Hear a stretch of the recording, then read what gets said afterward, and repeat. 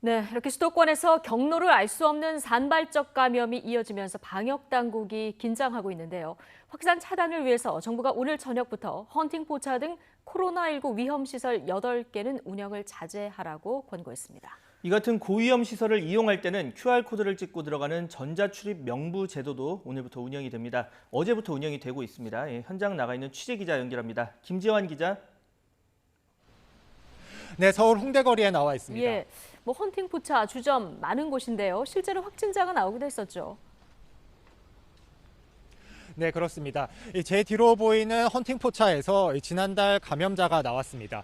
이곳을 방문한 20대 일행 6명 가운데 5명이 코로나19 확진 판정을 받은 건데요. 홍대와 가까운 신촌의 감성주점을 방문한 20대 남성 1명도 지난달 양성 반응이 나왔습니다. 이렇게 헌팅포차와 주점을 중심으로 확진자가 잇따라 나왔지만 그동안 이곳들은 방역당국의 집중 점검 대상이 아니었습니다. 유흥업소가 아닌 일반 음식점으로 등록돼 있었기 때문인데요. 하지만 클럽과 마찬가지로 자리에서 일어나 춤을 추고 손님들끼리 자유롭게 합석해서 술을 나눠 마시는 만큼 비말 감염 위험이 큰 유사 유흥주점이라는 지적이 끊임없이 나왔습니다. 결국 정부는 코로나19 확산을 막기 위해서 이런 곳들을 포함해 고위험 시설을 지정하고 운영 자제도 권고하기로 했습니다.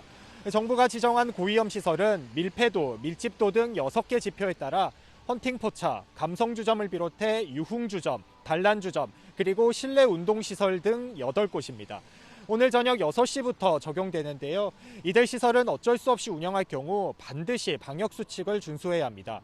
사업주와 종사자는 출입자 명부를 관리해야 하고 출입자와 종사자의 증상도 확인해야 합니다. 종사자는 모두 마스크를 써야 하고 방역관리자도 지정해야 하는데요. 이용 전후로 시설도 소독하고 이용자 사이 간격도 유지해야 합니다. 만일 방역수칙을 어기면 시설 사업주나 이용자에게 300만 원 이하의 벌금이 부과되고 집합 금지 조치가 내려질 수도 있습니다. 정확한 출입자 확인을 위해서 이용자는 입장할 때 QR코드를 찍고 들어가야 하는데요. 일단 오늘 저녁부터 수도권과 대전 지역의 17개 다중이용시설에서 일주일 동안 시범 운영하는데 음식점과 종교시설, 영화관, 병원 등도 대상에 포함됐습니다. 정부는 시범 과정에서 발생한 문제점을 보완해서 오는 10일부터는 모든 고위험 시설에 전자출입 명부를 의무화할 계획입니다. 지금까지 서울 홍대거리에서 YTN 김지환입니다.